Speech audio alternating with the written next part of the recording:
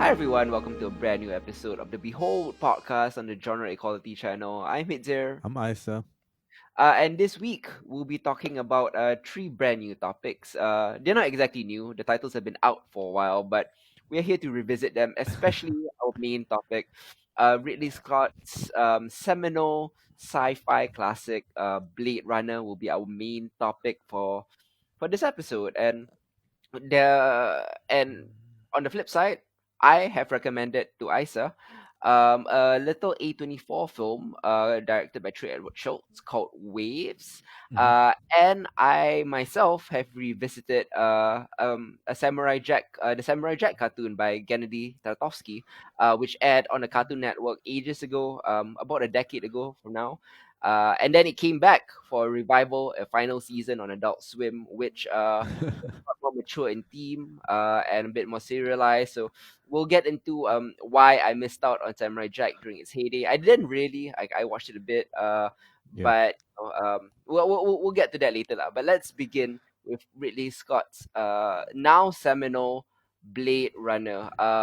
It is this tale of a grizzled bounty hunter, Rick Deckard, and his mission to execute a mutinous gang of replicants, so-called synthetic biological androids who are barely distinguishable from humans.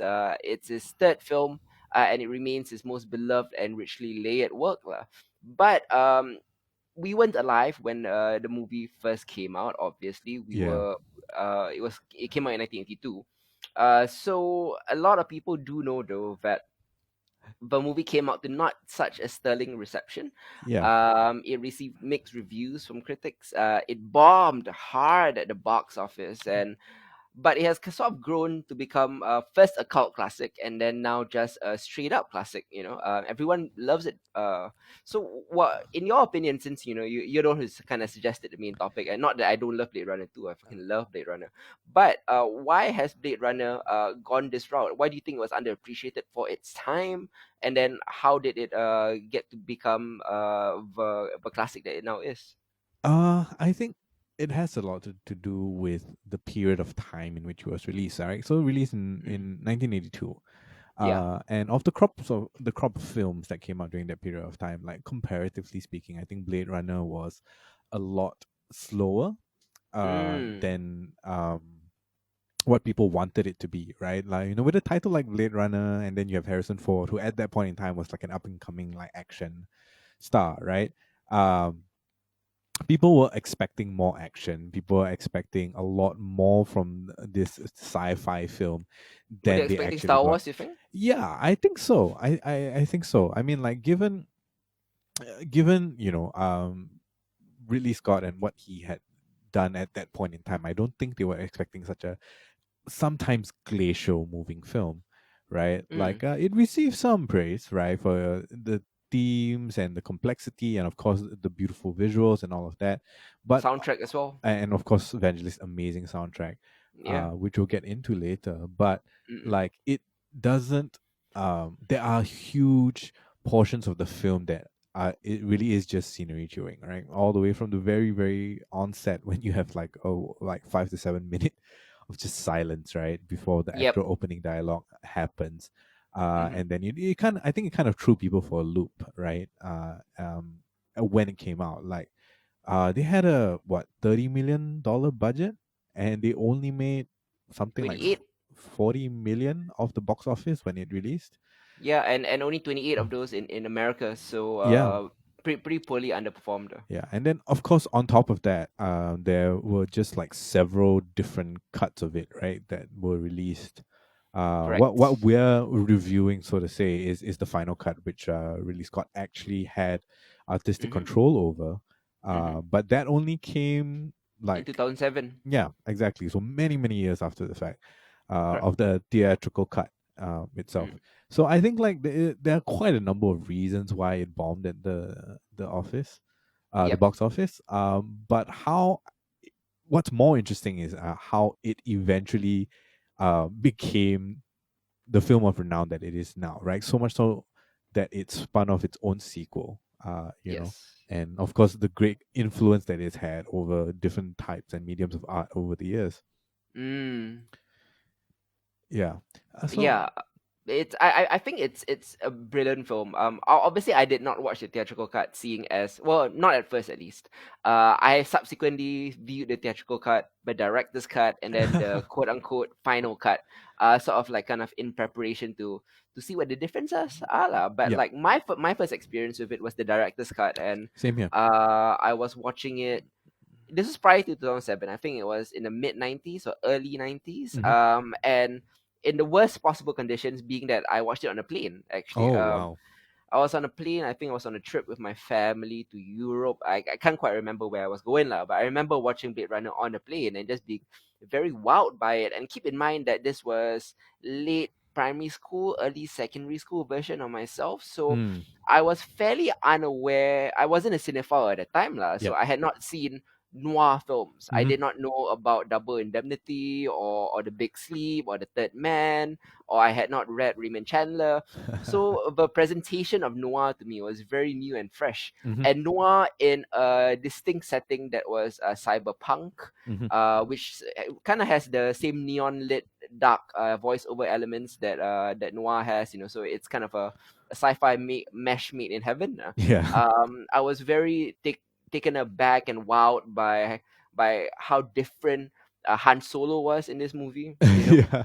Yeah. His leather trench coat, the moodiness, the broodiness. I would later come to find out like that those are staples of the noir genre. But it was my introduction to it, and that was what I first took out of it. Like. I had Hmm. never seen a character presented that way to kind of the atmosphere, the bluesy jazz soundtrack, the scenery chewing, the long spurts of rain that you're just watching, just to set the mood. Yeah? Hmm. It kind of set an emotional and atmospheric relationship with the movie before you even get to the story per se. Yeah. And I guess a lot of straightforward viewers or at sci-fi viewers at the time might not be used to the kind of this kind of artful genre meshing approach that Ridley Hmm. Scott was going for. Yes, he did do Alien prior to this, but Alien was kind of a more straightforward horror lah. Yeah. Like Yeah. horror and sci-fi kind of always blended. So I think that was a lot easier. And then subsequently watching the theatrical cut, I kind of understood why it was so poorly received. Mm. Because I feel like it was a very different movie lah. It was like Harrison Ford's voiceover, sort of like kind of grounds the story, but it, Yep. it creates a much more simplistic kind of structure lah, that leans heavily into noir and less into the Philip K. Dick book, Do Androids Dream of Electric Sheep? In that, like, it doesn't really explore the themes, Hmm. of artificial intelligence, etc., etc. lah. And the kind of overt hardboiled influence kind of went too overboard. Yeah. I feel it Yeah. wasn't a nice blend of sci-fi and noir. It was just a purely noir film lah, which I guess sci-fi fans took exception to. Director's cut, however, completely changes the film's pacing and structure. Hmm. It kind of transforms the landscape of Blade Runner into this kind of expansive exercise in slow burn storytelling through visual world building and through audio mood setting. Hmm. Hmm. Through the removal of decades kind of post production thought process. Yep. It's kind of the most visceral to the experience of is the most vital to enjoying watching the movie because it's not explained to you all the time. Yeah.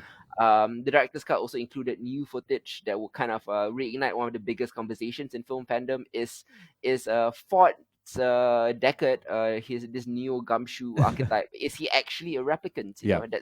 That wasn't at all in doubt in the theatrical cut, but it Yeah. was in doubt in the director's cut.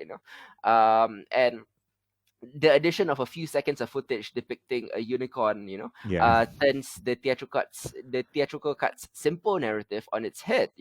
So it gives oxygen to the burning fan theory that Deckard is actually one of the machines that he's hunting. Yeah. Topping this off with Scott's vision of the future was an updated ending, one which had like enigma and energy. I think it kind of pushed it from just kind of a cult hit into a certified classic. The theatrical cut was Mm. what did it for me, man. The director's cut. I'm sorry, yeah, Yeah. the director's cut, not the theatrical cut, was what did it for me. Yeah. Yeah. Yeah. Yeah. So I think same here. I picked up the original Blade Runner at a DVD store, I think. Right. Mm. And I was like maybe like just early into secondary school, so maybe about 13 or 14.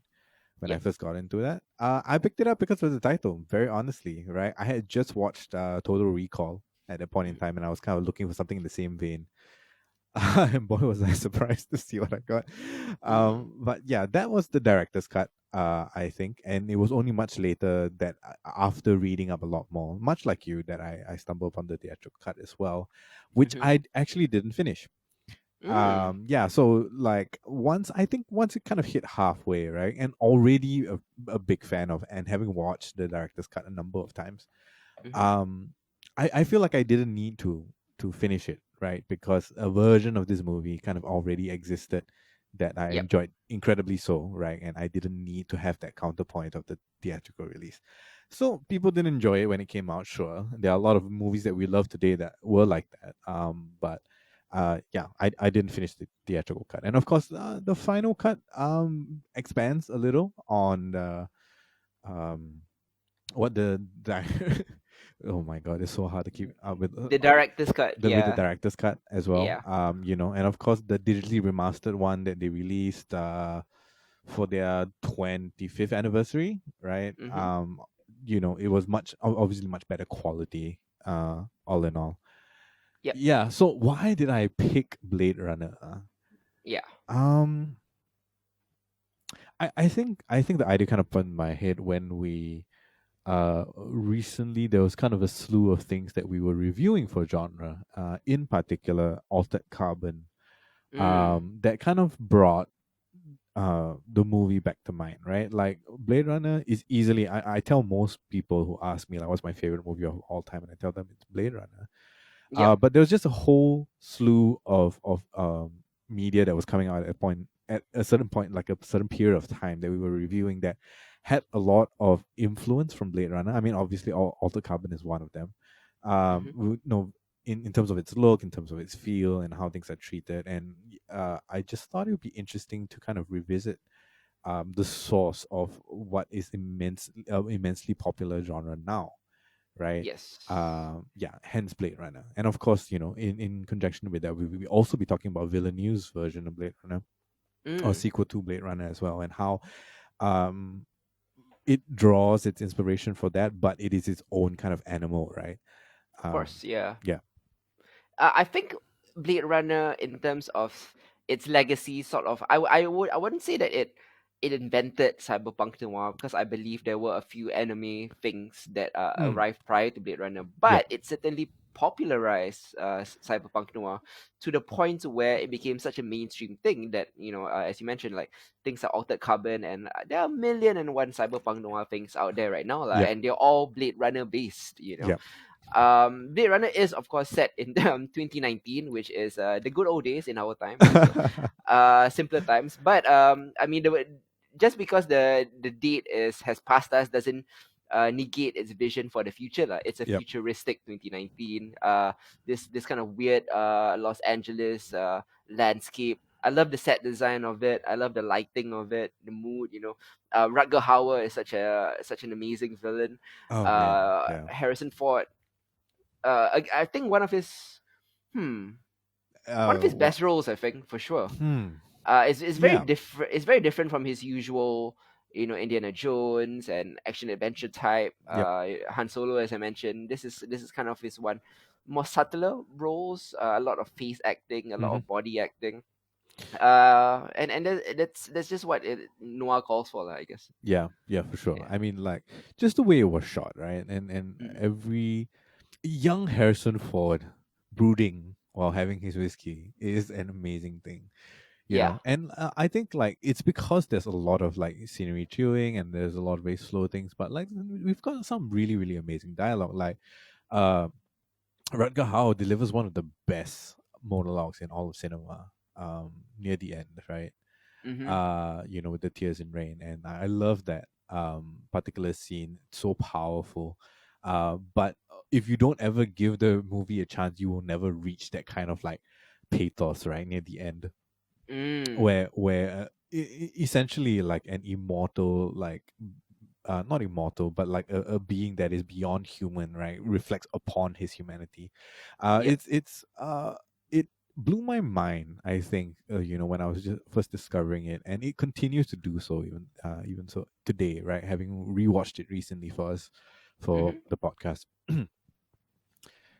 Yeah. Yeah. Do you think that Philip K. Dick kind of passed away before Blade Runner officially came out, Yeah. but obviously Blade Runner is based on Do Android's Dream of Electric Sheep, which was kind of this like the book was very different from Blade Oh, Runner. absolutely. It's loosely adapted at best. Like Dick's inspiration was not robotics, but kind of the real life Nazi massacres. Hmm. Whose diaries that he had studied from his previous novel, The Man in the High Castle. Yep. So the android is more of a metaphor for people who are physiologically human but behaving in a non-human way. Hmm. Do you think that Dick would have enjoyed Blade Runner? Ooh, wow. I think so. Yeah, Yeah. I think he would have. Like we've seen a lot of Philip K. Dick adaptations, right? Mm. And we've talked about them before. This being one of the earlier ones, if I'm correct, right? One of the first, Yeah, one yeah. of the first. So I feel like it remains true to the spirit of the book, Mm-hmm. while at the same time expanding the world way past what I think Dick wanted to explore, right? Yep. So yeah, I do think he would have enjoyed it. Unfortunately for him, I mean, it was sad lah, but he did meet with Ridley Scott I think like a month or two prior to his passing, and Ridley Scott showed him the first 20 minutes of Yep. the film, and he was quoted as saying it was the greatest 20 minutes I've ever experienced. He was kind of gushing over it. He said, "I literally came out in a state of shock. When I close my eyes, I can still see that opening sequence. Hmm. It's like being transported to the ultimate city of the future with all the good things and all the bad things about it." So I mean, judging by his reaction to the first 20 minutes, he would undoubtedly have loved the film Yeah.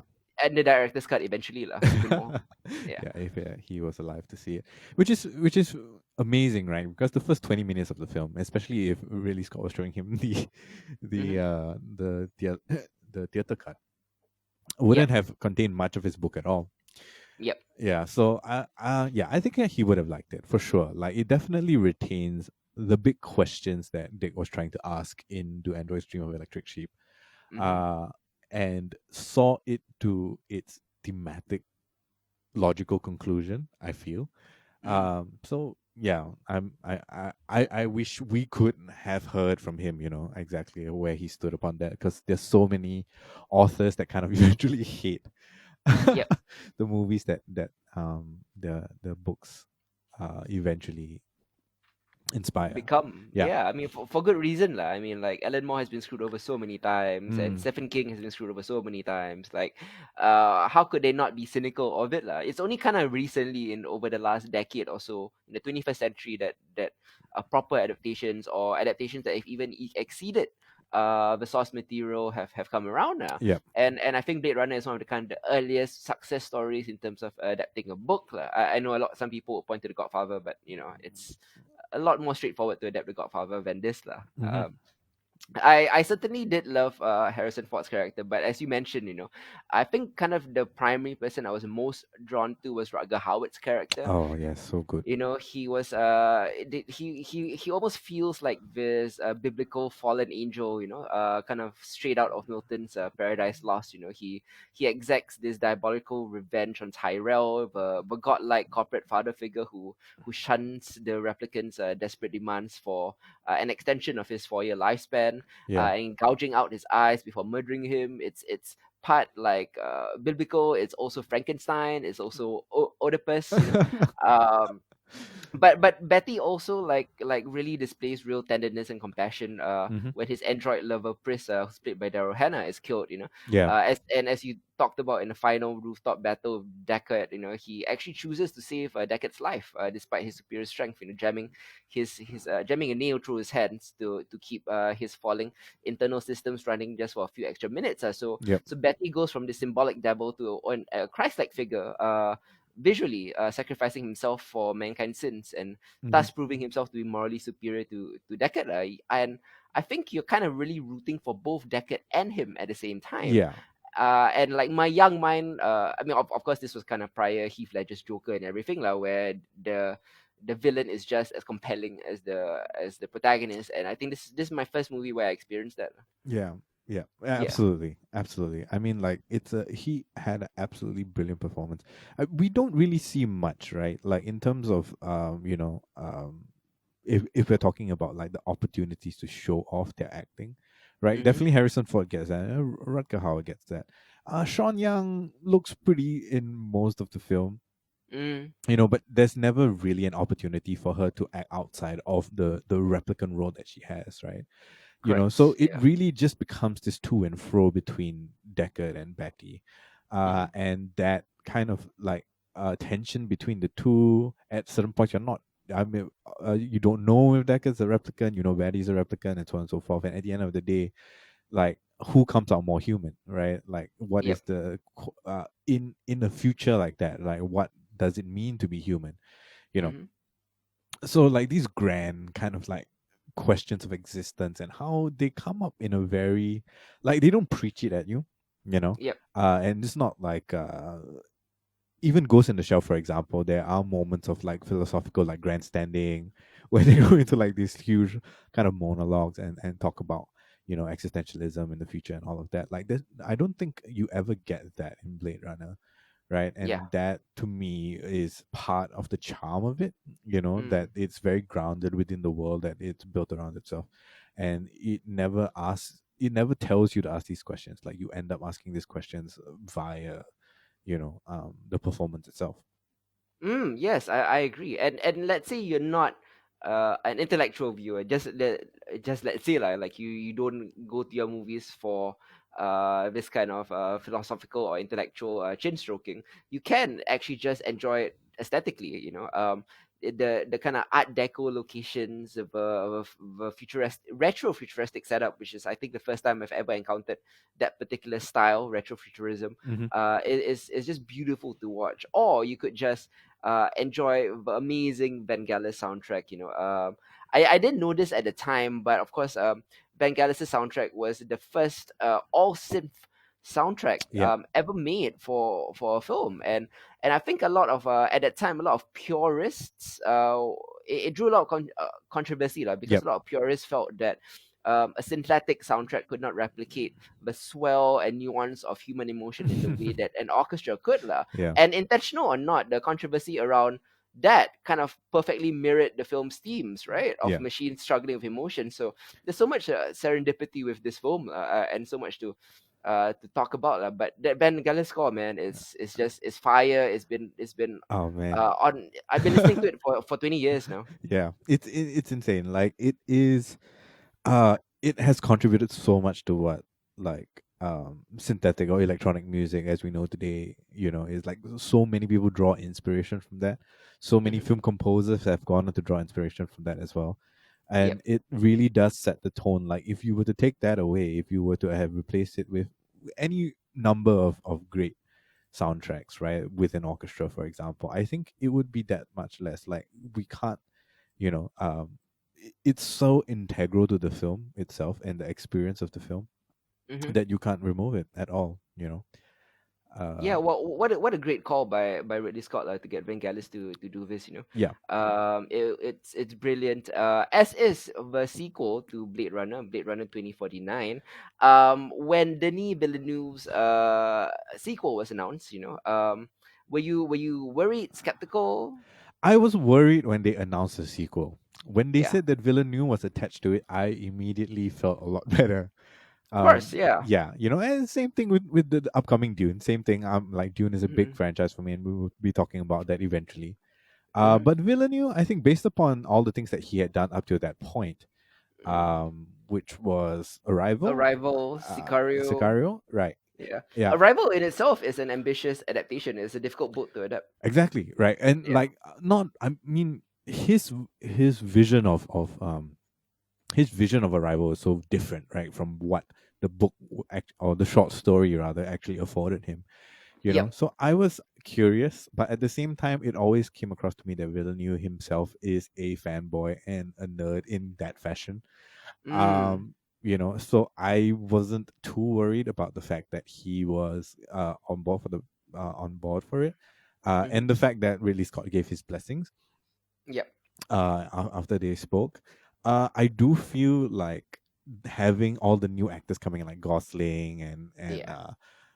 Jared Leto, and Dave Bautista. Like I was like, okay, like I don't really know what the story is going to be, so I don't know how that's going to play out Mm-hmm. exactly. But I think it was a fantastic job.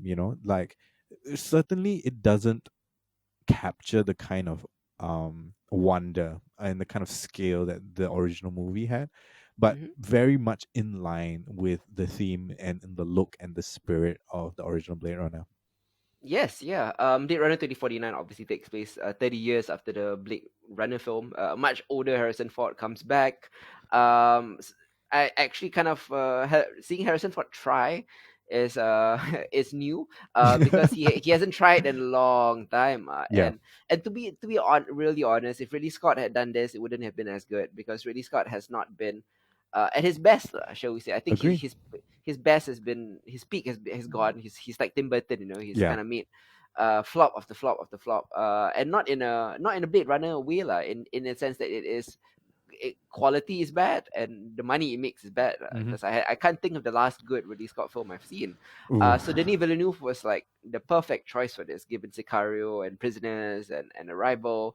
He's clearly a very sophisticated filmmaker Yeah. and understood the source material enough to not dumb it down. Hmm. There weren't like big massive car chases and shootouts with robots and with machine guns. It didn't become Terminator. Yep.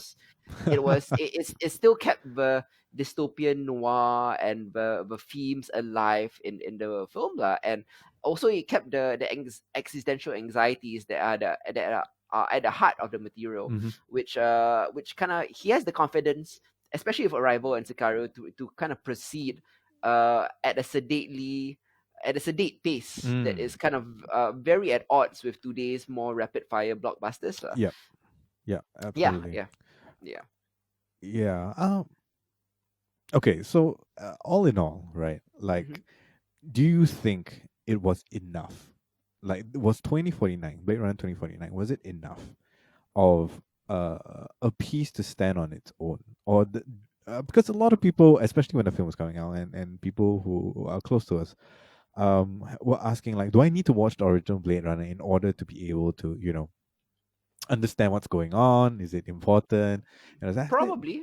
Yeah. yeah. So you still need some sort of like background knowledge about what's going on in order to enrich your experience going into 2049. Hmm. Okay. Okay. Yeah. I actually think that 2049, with Roger Deakins cinematography, the architectural designs, Mm. the score by Hans Zimmer and Benjamin Wallfitch, they're not perhaps as groundbreaking Yep. as Blade Runner original was, but as a complete film, and I actually think that it is better than Blade Runner because it Mm. didn't require a variety of edits and theatrical cuts and different additions, to Yep. get across what it was trying to do lah. And in that sense, I actually feel that it was a more complete film than Blade Runner was. Yeah, because I do know people who never ended up watching the original Blade Runner. Even though they Mm, watched 2049, right? yep, And they love it. And I think that so long as it's kind of its own. I mean, of course it's a product of its time. Like just yeah, with the kind of CGI that we can get today, yeah, right? yep, And like the immensity and all of that. Like so much of that adds more life to a world that some of us have kind of like grown up with and grown to love. yeah. But it gives us a sharper view, right? Mm. A sharper, slightly more detailed view about what that world could possibly be. Yes, this is probably the 2049. I'm saying is the probably the highest budget art film I've ever seen. And only Denis Villeneuve can do that lah. Yep. Like there are few directors that can get like $500 million from a studio to make an art film. No, Nolan is one of them, but Yeah. Villeneuve is definitely uh, He's getting one of there. them as well. Yeah. He's getting there He's as well. getting there. Incredible film. Do you feel that it lives up to Blade Runner? Um, I mean, it kind of feels like uh, if they didn't bring Ford in, right, Yeah. to kind of reprise his role, I thought it would have been a great kind of like one of those spin-off things.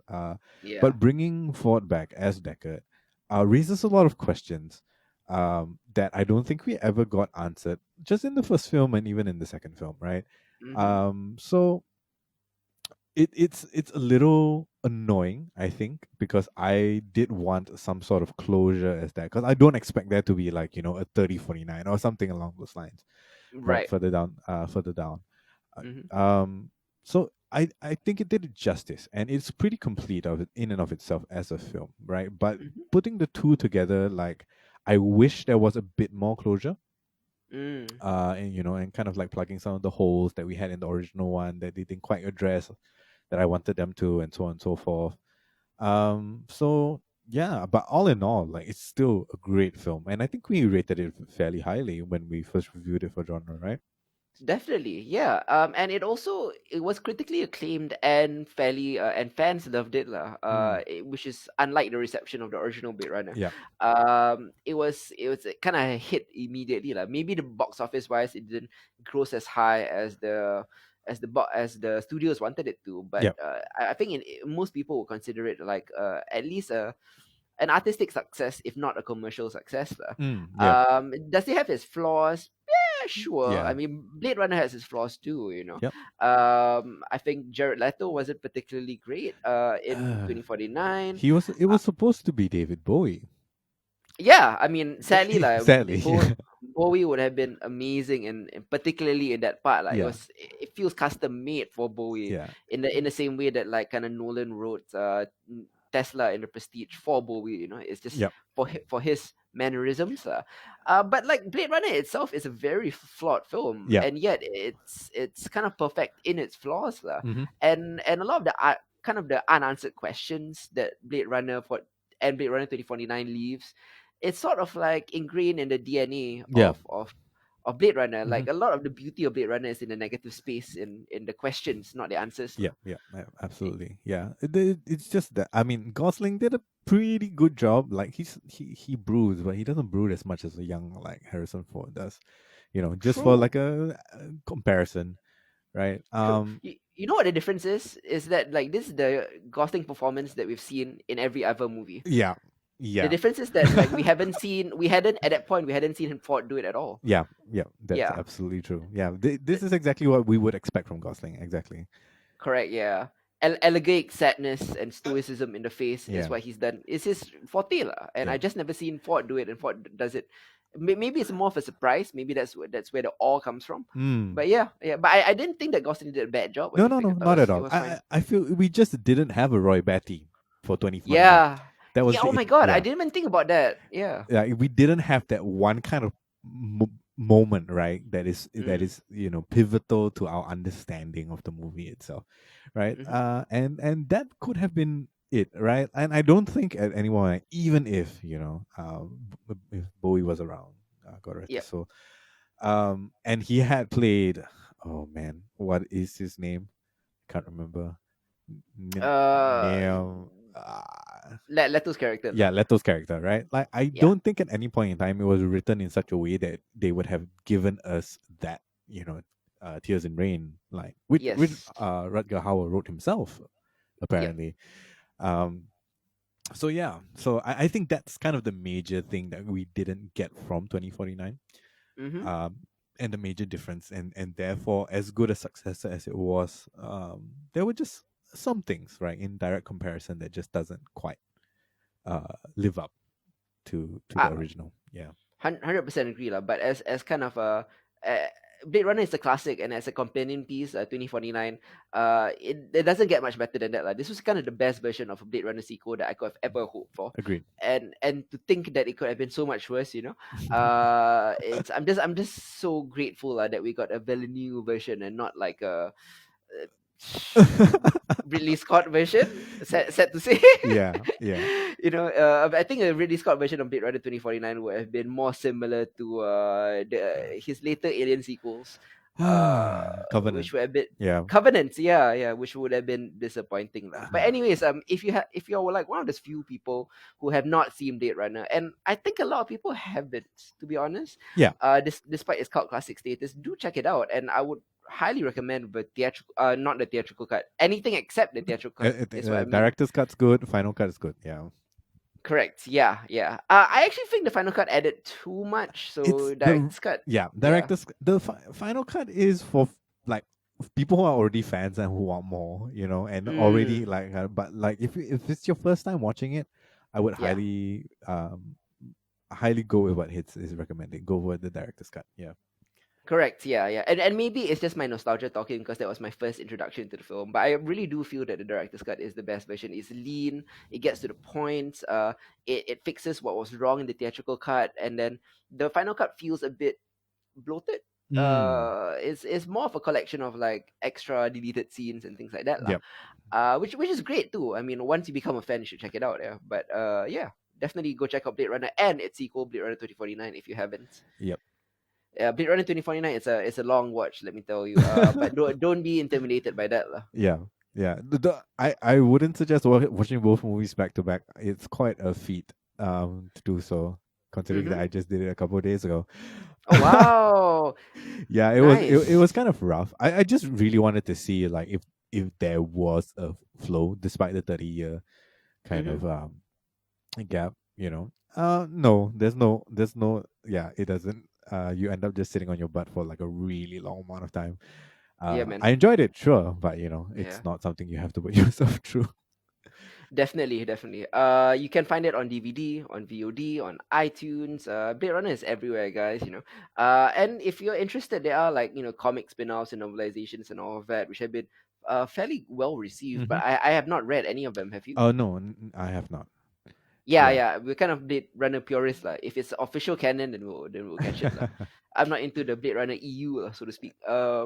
Anyways, let's move on to the segment where I recommend something to Isa, and Isa sort of recommended something to me this month. I think first off, I wanted to talk about a film called Waves, Hmm. which is released by A24. It came out in America last year, but it came out in Singapore. Early this I year. want to I want to say January or February. Yeah. Yeah, early this year lah. Yeah. It is a dramatic film, family drama written, directed, and produced by Trey Edward Shults. It is kind of set against the vibrant landscape of South Florida, and it traces the emotional journey of a black suburban family as they navigate love, forgiveness, and coming together in the aftermath of a loss. And why is my descriptions kind of vague? Kind of like it sounds like every other family drama out there, because I kind of don't want to spoil what happens in the middle, Yeah. which is such a big thing, and it turns the film on its head. Yep. What I can say is that this film is one of the most beautifully double-sided, balanced film I've seen, in a sense that like the first half follows a particular character and the second half spins off into a different direction, Yep. but both balance in a sense that, oh man, I'm going to talk in vague generalities, but the first half is very aggressive and masculine, and the second half is very soft and feminine. First half is very it's all about hurt, Yep. and the second half is all about healing.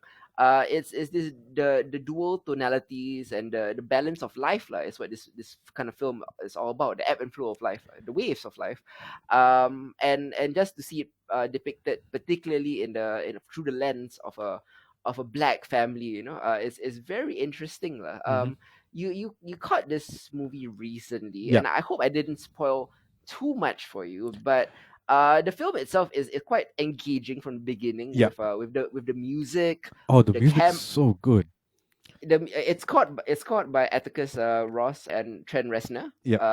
Yeah, so amazing soundtrack, but amazing score. I mean, but the soundtrack is also The great. It has soundtrack's like great. Yeah. Frank Ocean, it has Radiohead, it has Kanye West. Basically a who's who of my favorite artists of the last 2 or 3 years. Brilliant. But it's engaging from the beginning, like in terms of the Hmm. kineticism of the camera, what kind of Oh yeah. kind of bringing to life the energy and the vibrancy of youth, Hmm. as well as the recklessness of it, lah. And the camera work sort of like becomes stiller, becomes more calm and serene in the second half. It's just a beautiful duality lah, that this film has. And you having watched it for the first time, were you kind of surprised by the twist in the middle? I think I kind of understood at the point in time when we met yesterday, especially, right? Like, just Yep. that something was going to happen near the middle of the film. Like, you could feel that it was building up to that.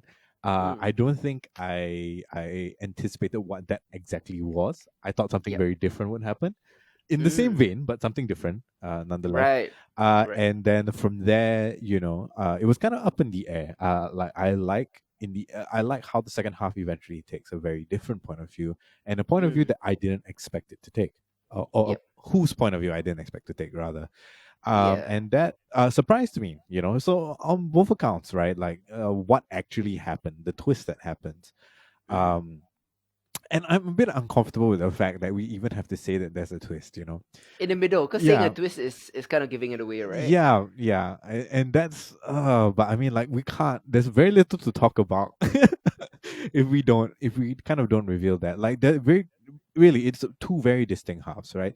So much Yep. so to the point that there were moments in time, like, I felt I was watching a completely different movie if it wasn't for the fact that some of the aesthetic choices in terms of the camera work, the cinematography, and the music choices still Hmm. continue to tie those things together. Oh, the color, man! Like Yeah, I've never seen a colorist credited on like the opening credits. yeah, but it, And like, I wow. was taken Mhm. aback. It's like, why are they crediting a colorist? And Yeah, then like you kind of see why they credit the colorist, because very early on, very yeah, early on. the Yeah. the colors pop, man. Oh, They were so amazing. good. Yeah. Like, just the way that it's filmed, right? Like, I don't think Mm. I've seen. It feels like something that's very fresh to this genre of film, Yeah, the family drama, lah. right? So the family drama, like, I haven't seen something that is aesthetically poised this way for Yeah. a family drama. And that kind of like kept me interested, especially in the beginning, enough for me to be really, really invested by the time, like, everything goes down, right? Mm. So yeah, yeah, it's a hard film to talk about without giving things away. I suppose Uh, we can talk about what happens in the first half, lah, because it's introduced immediately, lah. Like yeah. we're kind of introduced to a high school wrestler named Tyler, Hmm. who has a girlfriend, and he is a avid wrestler. He goes to wrestling practice, he goes to class, he works out, he hangs with his friends. He leads a very complete school life and social life. He's academically driven. He is driven in sports. He has a social life. Yeah. He's close with his family, but there's kind of this like unspoken pressure by his parents, played by Sterling K. Brown, specifically the father, Hmm. to kind of push himself, like this idea that like unless you are an excellent black man, that you won't make something of Yeah. yourself. Like you We. need to work 200 times harder, than normal person lah. Yeah. That's kind of what's driving Tyler lah, and he kind of pushes through a lot of difficult situations, including an unexpected pregnancy of his girlfriend, including a shoulder injury that happens to him during wrestling, that he kind of just he steals pain medication. He steals, I think, OxyContin from his parents Yeah. to get through the day, and it kind of just his life kind of just devolves from there, like, because he can't keep that balance anymore, and Hmm. he's sort of driven to it by his father, but also driven to it by his own ambition and his own youth and sense of recklessness, and hurts and feelings of resentment with regards to his girlfriend, and misunderstandings. And it's this just kind of like rush of emotions that the music encompasses, that the camera work, which is dizzying at points, Mm. encompasses, that the colors encompass, and then like to see it flip on its head on the second part, where it's so calm, where it's so serene, where it's more about reflection, Yeah. that it was pretty startling at first, but I've come to like appreciate both halves of it lah, Hmm. as two parts of a larger story lah. Yeah. Yeah. Yeah. I mean, the first half, like, with everything that's going on, Mm-hmm. it is aggressive, right? It's loud. It's Mm-hmm. aggressive. The sound design is pretty intense, right? Like, I just noticed kind of moments in time where there's music playing in on the scene, in the scene itself, and then it kind of phases in and out depending on like the Yeah. where the character's headspace is at, and Mhm. like it's distracting at the it's distracting, but at the same time that's something that we kind of experience as well, as Yeah. composed to the relative quietness and calm Mhm. that Comes comes afterwards. Yeah. afterwards. Like Yeah. kudos to Trent Reznor and Atticus Ross, Mhm. um, for the work that they've done, but all the powerful stuff comes from that quiet and calm, Yes. Yeah. right? And that makes it that stark contrast really, really does drive home some very, very intimate and powerful points. Yes. Yeah, Yeah, I mean, it does tell a very different story, a sadder story at the second half, yeah. necessarily because of what happens in the middle. It kind of becomes a film about recovery and how the people left to deal with tragedy move forward or attempt to move forward. Hmm. It is in fact this quieter second half that makes the film so breathtakingly original. Yeah. If the film was just the first half, it would have been a great film, but the second half actually makes it very original and even greater, in my opinion. Hmm. The nature of the split means that kind of audiences are advised, and I would also advise you to go into waves as cold as possible Yeah. without reading. I'm assuming you are listening to this review after you've already seen it. But if you haven't, I would advise you to not read reviews, to not even watch a trailer and just go in cold. Me as a kind of film critic, I didn't see any trailers for this. This is certainly not one of those like, oh, Avengers Endgame, we have like 7 trailers kind of thing. Yeah. Like didn't pop up on my radar at all. I went for a screening due to the nature of my job, because I'm a reviewer at Potwire. Went for it, and I honestly have never seen like a room full of like the most cynical film reviewers. They're like nothing. They're never happy with anything. Nothing surprises them. Like the moment when the film's quote unquote climaxes in the middle and something happens, like there was like an audible gasp in my cinema of critics. This is not like your average audience. Like I've never seen people this jaded, so genuinely surprised at something that happens in a film, and that happens so early on in a film. Hmm. It's pretty startling. I was pretty blown away by it, and have you listened to Frank Ocean's Blonde? Yes, yes. Oh, Yeah, absolutely. so Hmm. apparently, Trey Edward Shults modeled this film after the two sides of Frank Ocean's Blonde, which Oh. was interesting. I didn't even notice that. I had seen this movie 3 times. Yep. I went to watch it with my friend Shafiq, Shafiq Hussein, who reviewed Insecure with me a few episodes ago. He pointed out to me that it reminded him of the two sides of Blonde, which I didn't even pick up on. And Hmm. then I subsequently went to read interviews, and Trey Edward Shults intentionally mirrored Blonde because it was his favorite album. Hmm. Hmm. I was blown away by that. I just thought like, wow, there's a lot of Frank Ocean songs here. Yeah, yeah. No, that's one, right? And I was just kind of curious. Mhm. After like, I was like, oh, there's Frank Ocean. Oh, there's another one here. So I only found out, and it only clicked for me after I went to find out why. Right, Mm, like oh, I didn't have traffic there to tell me about it, unfortunately.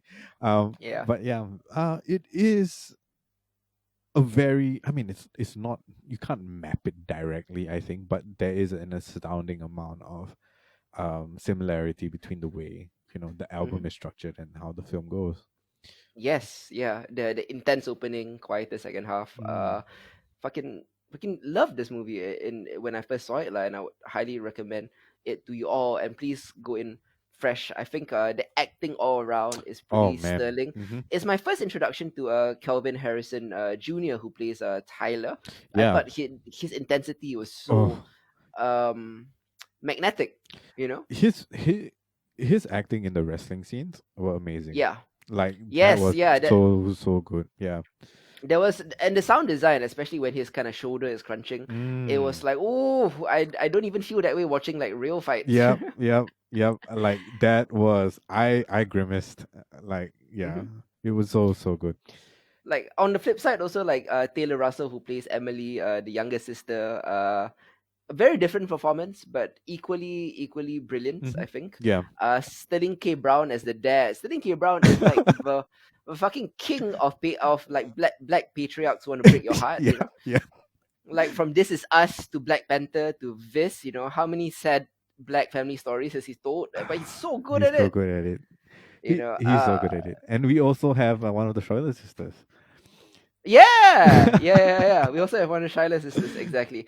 One of the few white people in the film, Lucas Hedges, who is kind of like an indie star, I guess.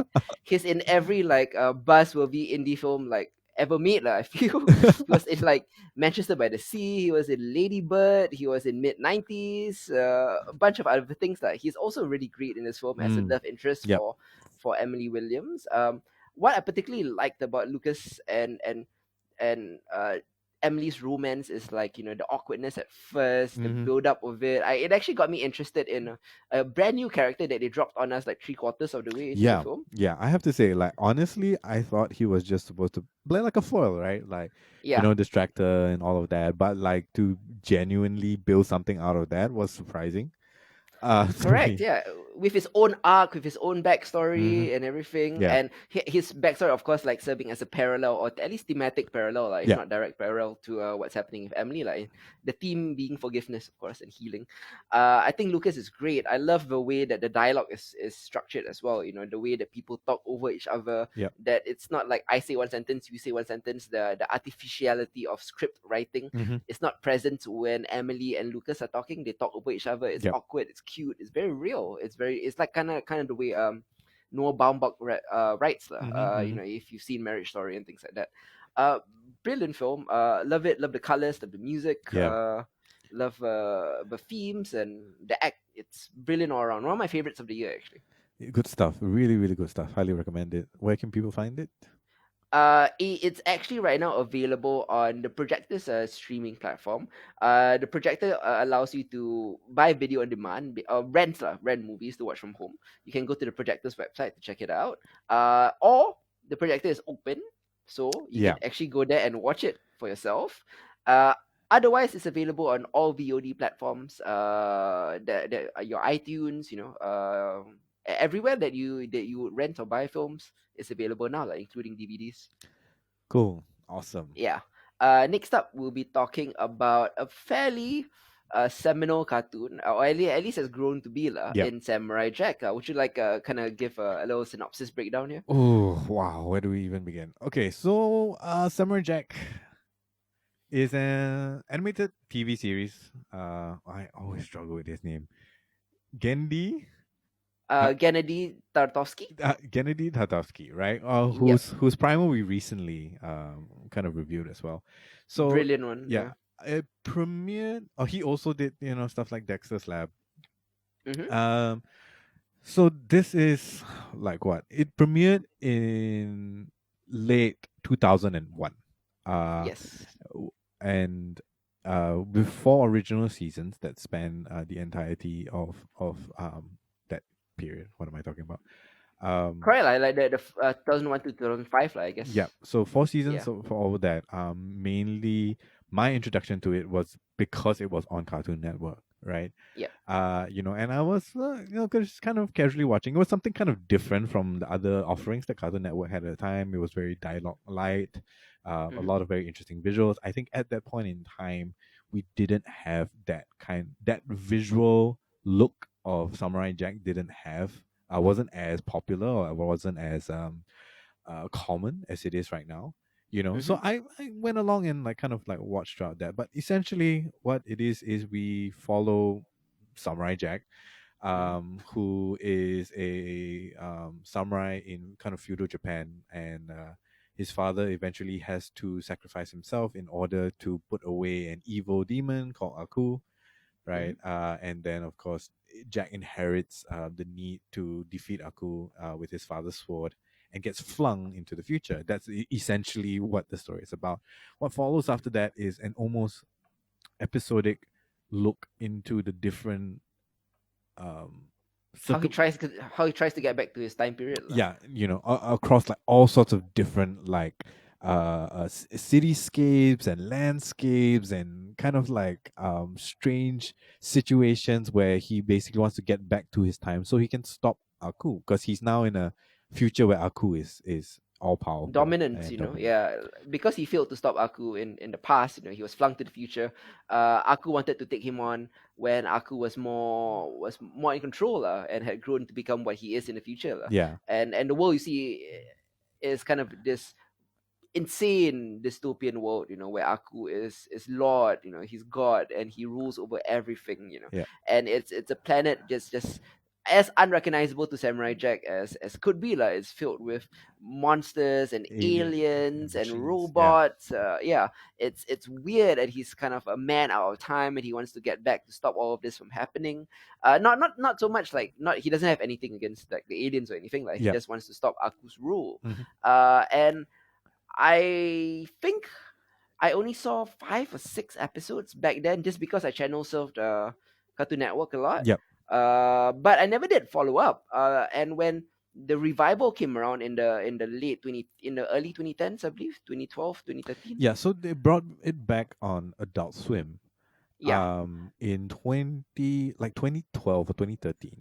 Right. So they brought right. back all original all the four original seasons Mm-hmm. on Adult Swim. And then from there, because it had such a good run on Adult Swim, Oh wow, 2017 actually. It's 2017. All right. 13 years after. Yeah. Wow. Yeah. And then season 5 comes back in 2017. Yeah. Season 5 obviously takes place 50 years later, but we'll get into that in a bit. Let's talk about the first 4 seasons first. Let's demarcate it Yeah. into Samurai Jack that was and Samurai Jack that ended. Samurai Jack that was, right? Like, what appealed to you about Samurai Jack? I think the artwork was so unique at that point in time, right? Mm-hmm. And the fact that even at that age, whatever age I was when I was watching this on Cartoon Yep. Network, um, the fact that it took a very different approach to storytelling. It was so little dialogue, right? Like everything was based within the action and within the scene itself. It was something very Mm. different to me as a kid, Mm-hmm. and that drew me to Samurai Jack. Like we had so many other things going on Nickelodeon and on Cartoon Network itself that weren't Samurai Jack. You know, so it stood out from the pack by having this very kind of not crisp per se, but very clean kind of animation style that allowed for you to immerse yourself into this world without the distraction of like paying attention to dialogue and all of that, right? And its Mm. episodic nature didn't matter if you followed the Mm-hmm. actual season itself, right? So like I think those were the two big things for me, and in my mind it was just a great all-round thing. How many episodes I actually watched, I'm not Mm-hmm. really too sure. I can't say for sure. It was only much later Mm-hmm. that I got a hold of all four seasons, maybe in like 2015 or so. Like when they first announced that there would be a season 5, I realized that I did not have a complete knowledge. I didn't have complete knowledge of what those four seasons actually were. You know, Mm-hmm. and so I managed to get my hands on that, and I've made sure I finished all of that before season 5 came out. But yeah, the main draw was just how different it was Mm. for the time that it came out, right? The music was great. It was a bop. The original theme song was actually written by Will I Am, Yeah. which blew my mind because I had no idea Yeah. who Will I Am was until much later. Like, Right. Yeah. yeah, so like it was just a confluence of things, I feel, and how different it was is also a testament to how important it eventually became, I think, in inspiring a lot of the animation today that we have. I agree. Mhm. There's a lot of Western, I guess there's a lot of Western animation that kind of takes a bit from anime. Yep. And Samurai Jack, I guess, was one of the first Western animations to really feel anime-ish. You Yep. know, it was pre-Avatar, it was pre-Korra, things like that. There is what what surprised me when I was first watching it was that, uh, like you said, kind of the painterly, minimalistic style of the artwork. You Yep. know, it wasn't dialogue heavy. In fact, it was extremely dialogue light. It Hmm. was obviously it's not quite Primal dialogue light, which Primal has no dialogue. You Yeah. know, but it comes close. And kind of the pre Primal, shall we say, proto Primal. Yeah. And it was just very different from everything else. The dialogue driven comedy that was available for as children's animation on Cartoon Network at the time. Yep. I think it was very bold. It was very striking. The art style was just so minimalist, a lot of still panels Mm. that's kind of evocative of more of comic books than of moving animation. Yep.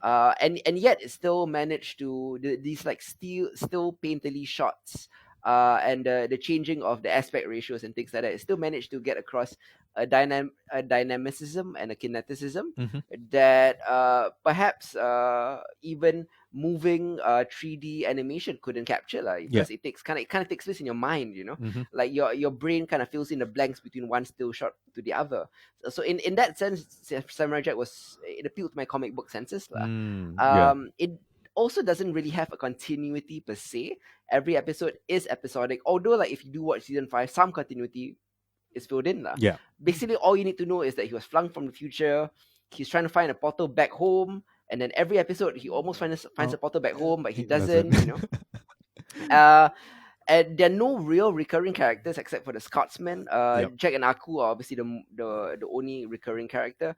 But like kind of the joy in Samurai Jack is in the age of like serialized animation, Mm-hmm. where every show like Korra, like Avatar, and honestly children and adult animation right now has become like way too serialized. Yep. Yep. One episode bleeds into another. You can't really tell. There's no real distinction between what is episode 5 and episode 6.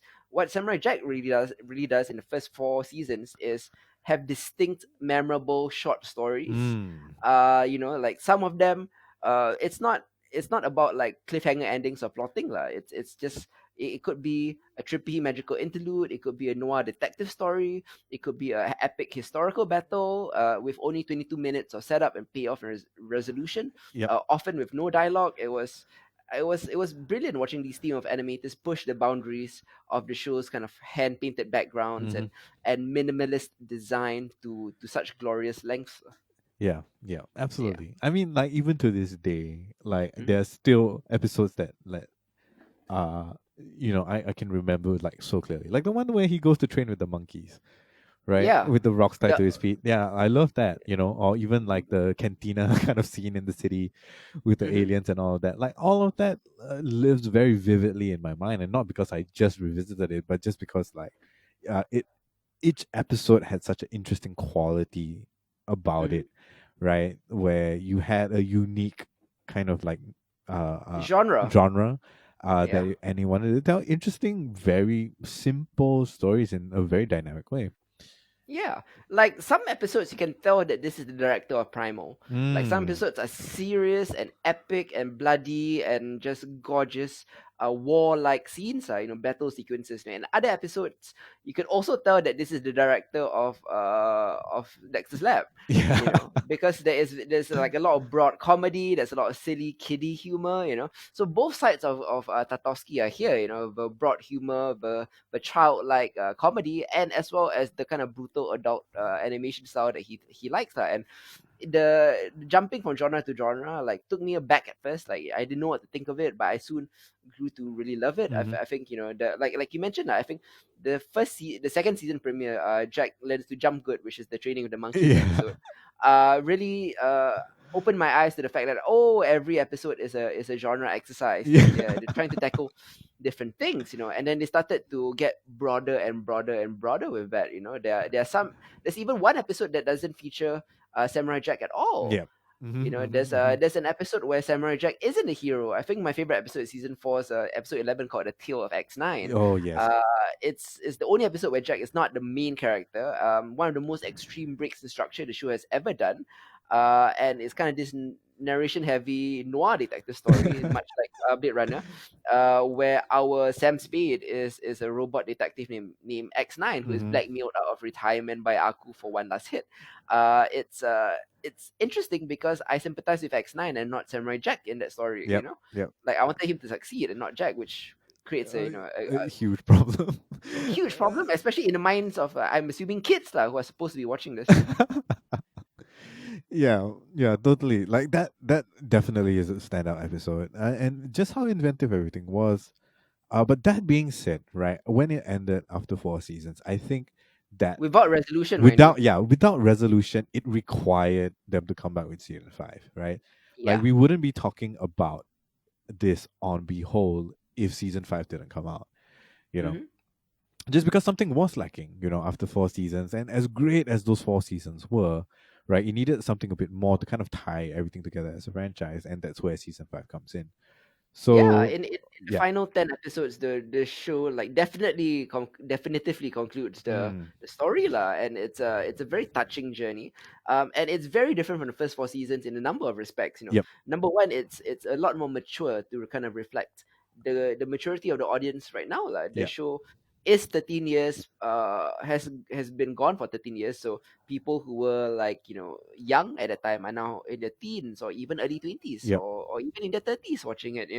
So it had to reflect the maturity of the audience. So it was bloodier, it was grittier, it was more serialized to kind of give us a kind of a proper multi-part ender lah. Mm-hmm. Think of it as like a 10-part series finale lah. Yeah, exactly. Jack has not aged at all. In the show, he has been 15 years. He's been stuck in the future, which in itself is shocking. But then, like, you learn that the toil of his journey has led him to kind of slip into hopelessness and Mm, despair and even madness. Like Samurai Jack in his first 4 seasons is spare on plot, uh, but the final 10 episodes is not spare on plot. It's very mhm. plot driven. Yeah. It's very serialized and it's very emotionally complex. But it retains the key elements of Samurai Jack, which is kind of the minimalist visual splendor, the paneling, the painterly images, like, and etc. Yeah. So I really did love the same but different Samurai Jack season 5. Yeah. I mean, like it felt like season 5 was one last exercise, right? One last kind of genre exercise to kind of Yeah. round everything up. And I think they did an excellent, kind of by tying everything together. You kind of feel the weight of all the first 4 seasons and every episode that goes on, and it's a different story, and he has gone through 50 years of that, right, without aging, Hmm. and of course thematically it explores the ideas of loneliness, of hopelessness. He's a man out Hmm. of his time, and a man who feels like he's running out of time because he doesn't know how, right, to get back to his time and stop Aku from causing all of this to happen. Mm. Even to the point where, and honestly, just to the point where he considered suicide, right? Yes, And several that times. Yeah. is something that I don't think we would have seen in the original 4 seasons, It's not for kids, and man. it's not for kids, and obviously like we are much older now, having followed it back then, and viewing it now. Heck, um Samurai Jack murders human beings in season 5. yeah, for the first time ever. He's only ever killed robots. And just seeing blood spurt out from Samurai Jack's sword is just so shocking. The first time I saw it. Yeah, yeah, Yeah, it's quite, yeah, like it feels, the audience is made to feel yeah. the amount of time that has passed, right? The trauma, the PTSD, Yeah. everything is taken very seriously. Hmm. It's not like a kid show like where, oh, something happened, I'll get over it. Like Jack never got over it. Yeah. It's he's been trapped there for 50 years, and you think about the amount of damage he's taken, the amount of damage he's inflicted. It has a immense psychological toll, and Mm. season 5 really digs into that. Yeah, yeah, absolutely, absolutely. I think it was very interesting the way they set up the whole Daughters of Aku thing, as Mm, well, which eventually leads him to taking his first human life since this whole adventure starts. I had mixed feelings about his love interest and all of that, and mixed feelings about the ending as well. yep.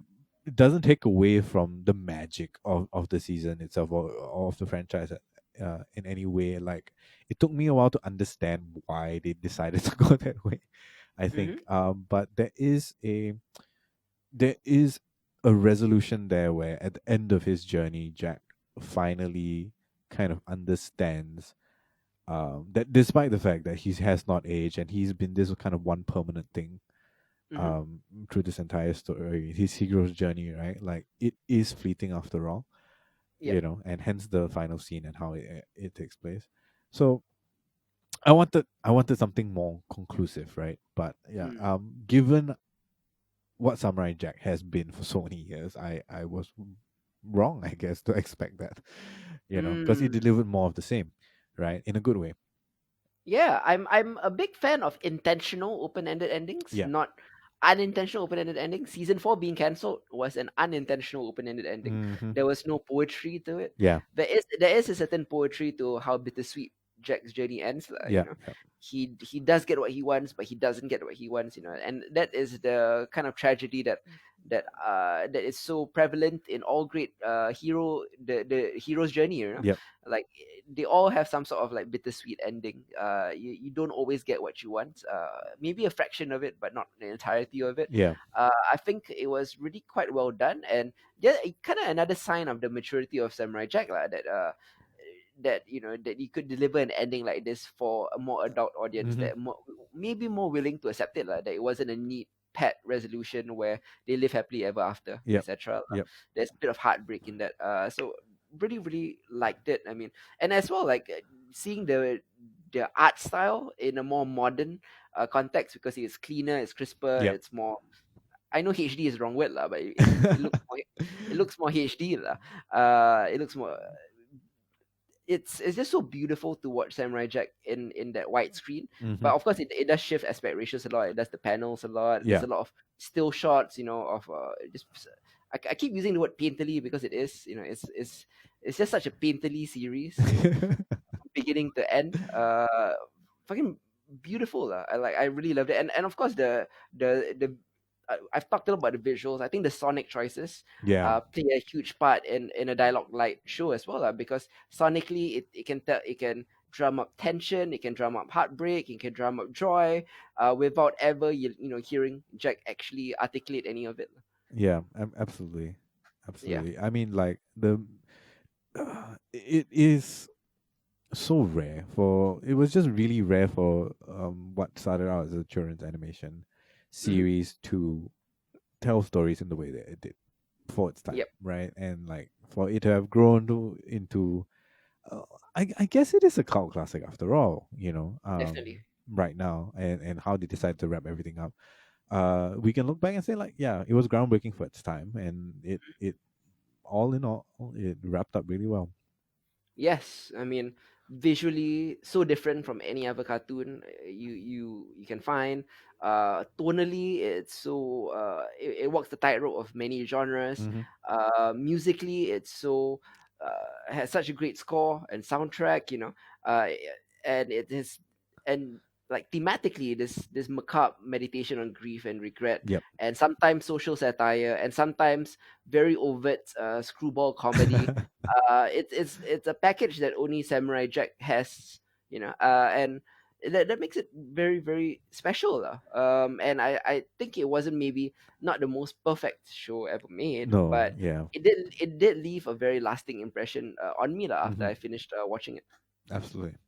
Yeah. Absolutely. I mean, like, I hope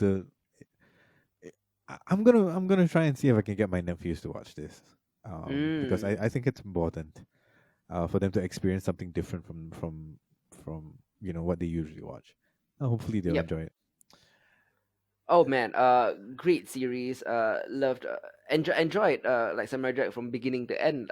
Were there some filler episodes? Yeah. Was the ending maybe not the best? Yeah, but I think as an overall package, Samurai Jack is one of the best cartoons I've ever seen, Mm-hmm. for sure. Agreed. You can find it on Cartoon Network's website or Adult Swim's streaming service, Yep. both of which are available online. If you live in Singapore, I know you get the pesky not available in your region thing. Just VPN it. It's very easy. Yep. Of course, the DVDs are out. You can buy it on iTunes. You Yep. can just buy all 5 seasons and just go to town and watch it, like, because I think a lot of the first 4 seasons are so good and so dialogue light that you might just want to watch it out of the corner of your eye while you're doing work. It's almost like you can just appreciate the visuals and the sound Yep. Yep. For without sure. really watching it. It's like Tron. Yeah. Pretty much. Okay. I mean, like, nothing like Tron, but also like Tron. Yeah, I know. I completely know where you're coming from. Yeah, just in the sense that I can watch it in the background and still fucking love it. Yeah. Yeah. Yeah. Next week we'll be off, but we'll be back in, I think, 2.5 weeks for a very special. I know. Judging from our analytics, some of you, more than half of you, don't come from Singapore, but we come from Singapore. Myself and I said it is. So we'll be celebrating our Independence Day, our National Day, on August the 9th, which is when we'll be releasing a special all Singapore edition of Behold, where we'll be talking about our favorite works of local art. Mm-hmm. They can range from comic books, which is our main topic, the art of Charlie Chan Hok Chai. Then we can kind of delve into the political side of Singapore as well as kind of a side piece to that. Mm-hmm. Then I'll be talking about my favorite P. Ramlee film, at least my favorite dramatic P. Ramlee film, Ibu Mertuaku, which means my mother-in-law. And then we'll talk about quite a famous Singaporean theatre piece called Yep. Emily of Emerald Hill. Mm-hmm. Yeah, so looking forward to an all Singaporean breakdown next one. Yep. For sure. Yep.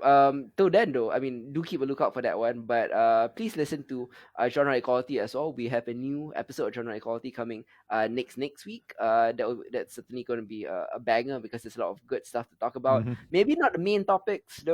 Like maybe like the peninsulas of the world are not meh, but there's like some hidden indie gems in Yeah, there. yeah, yeah. Yeah, Surprising indie gems, really. yeah, really unexpected. Like some of the stuff that I wasn't even planning for the rundown ended up being genre. So yeah, do look out for that as well. But till then, this has been Hidzir. This has been nice. Goodbye, guys. Ciao.